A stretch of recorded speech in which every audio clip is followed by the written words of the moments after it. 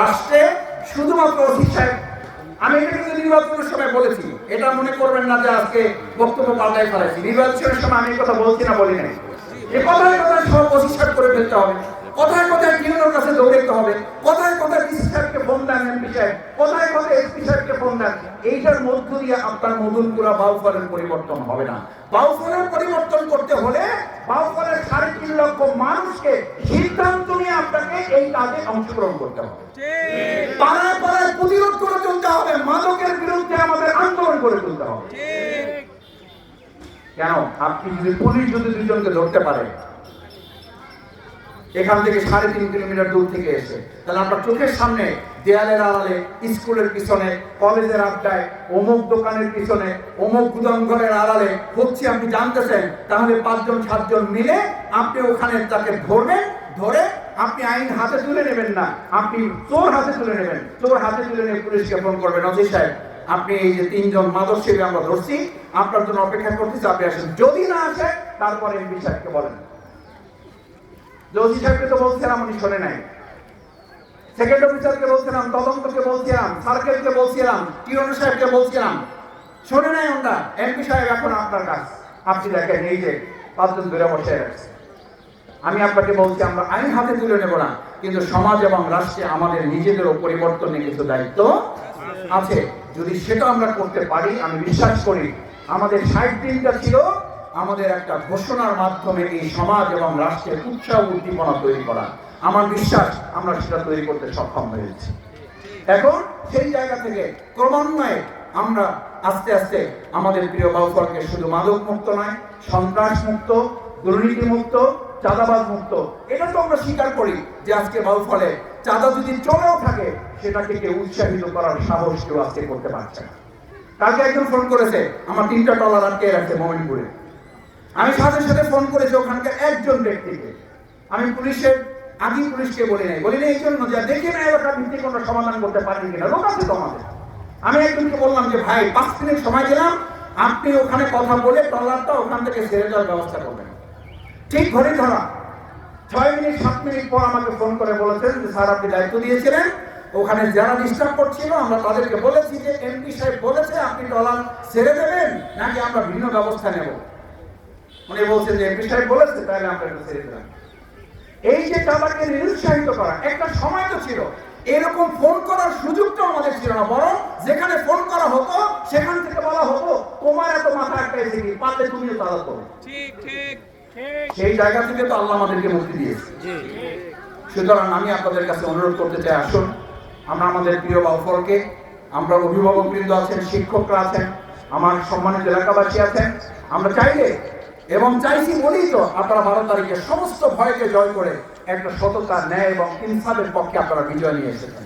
আপনারা যারা আমাদের প্রাথমিক বিজয় হয়েছে, এবার চূড়ান্ত বিজয়টা মাদক মুক্ত, সন্ত্রাস, চাঁদাবাজ, দুর্নীতি মুক্ত করে আমরা সামনের দিকে এগিয়ে যাবো ইনশাআল্লাহ। আমি ফাঁকে একটা কথা অনুরোধ করতে চাই, অনেক সময় আমি বিভিন্ন সামাজিক যোগাযোগ মাধ্যমে আমাকে অনেকে ভিডিও ক্লিপ পাঠান পরামর্শ দিয়ে, আলহামদুলিল্লাহ আমি তাদের প্রতি কৃতজ্ঞ। অনেক ভাইয়েরা, অনেক বোনেরা বিভিন্ন পরামর্শ দেন। আমি আপনাদের সত্যি আপনাদের সেই সমস্ত ভাই বোনদের প্রতি কৃতজ্ঞ যারা আমার প্রতি এরকম পর্যবেক্ষণ রাখছেন, আমাকে আপনারা সবসময় সরাসরি তত্ত্বাবধান করতেছেন। এটা রাখবেন আপনারা, আমি অনুরোধ করি যারা এটা করছেন তারা অব্যাহত রাখবেন, পরামর্শ দিবেন, আমাকে প্রয়োজনে শাসন করবেন, বলবেন, আমার ভুলটা আপনারা ধরিয়ে দিবেন। কিন্তু ভুলটা ধরিয়ে দিয়ে যেন আপনারা এখনই হতাশ হয়ে না যান, কারণ বছর তো 5টা গেল, মাত্র কয় মাস 2 মাসই যেন আমরা আবার হতাশ হয়ে না করি। আমাদের দেখতে হবে যে আমি বিন্দাসে একটু আগে বলে এসেছি, দেখতে হবে যে আমাদের এমপি সাহেব ব্রিজ না চাইয়া কেন উনি কি চাইলেন, সেটি চাইলেন, এই কিনা মানে বিমানবন্দর চাইলেন। তা আমি বলি যে দেখেন, আমিও প্রথম মনে করতাম যে সংসদে যাই এই শুধুমাত্র বাউফলের মতো পাবলিক ফিল্ডে যেমন বক্তৃতা দেয়, যাই ওরকম একটা বক্তৃতা শুরু করে দেবো। কিন্তু ওখানে গিয়ে দেখলাম চাইলে ওখানে ওরকম একটা বক্তৃতা দেওয়া যায় না। ওখানকার কার্যপ্রণালীর বিধি আছে, সেই বিধিগুলো মেনেই আপনাকে বক্তব্য দিতে হয়।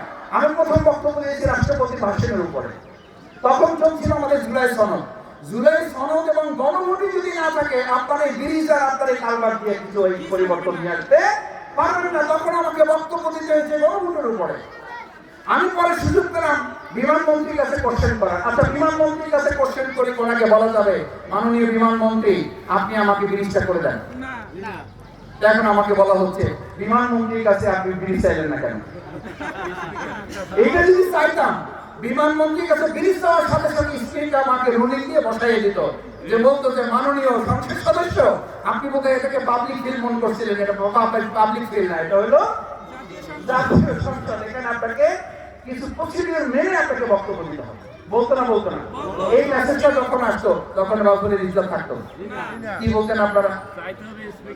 যে বহু কষ্ট করে একটা অপেক্ষাকৃত মোটামুটি শিক্ষিত একটা লোকের সংসদে পাঠাইলাম, বিমানমন্ত্রীর কাছে তো আমার কথা হলো এয়ারপোর্ট, এসআইএ বসে আছে ব্রিজ, আপনারা একটু হাসছেন।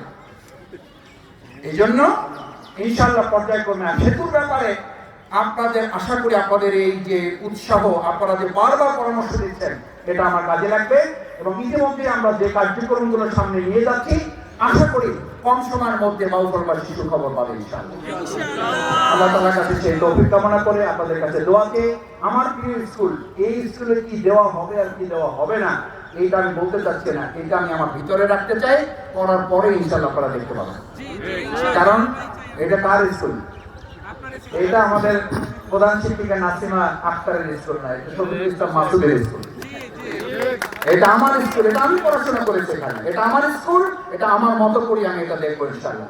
ইনশাআল্লাহ সেই জায়গায় আমি আপনাদের দোয়া চাই, যেন আমি শুধু বক্তব্যের মাধ্যমে না, কথার মাধ্যমে। আমাকে অনেকে ইদানিং বলেন মাসুদের কথা কমাই দিয়েছেন ঘটনা কি, আমি বললাম কথা তো বলছি নির্বাচনের আগে, এখন কথা বলার সময় না, এখন হলো কাজ করার সময়। এখন আর বক্তব্য দিতে চাই না, এখন বক্তব্য দেওয়ার পালা না। বক্তব্য দেওয়ার পালা ছিল 17 বছর বক্তব্য দিচ্ছি, এখন কাজ করার পালা। এখন আমরা কাজ করবো, দোয়া করবেন আপনারা, আমরা যেন কাজ করে বাউফলটাকে পরিবর্তন করতে পারি। আল্লাহ আমাদের তৌফিক দিন। আসসালামু আলাইকুম ওয়া রাহমাতুল্লাহি।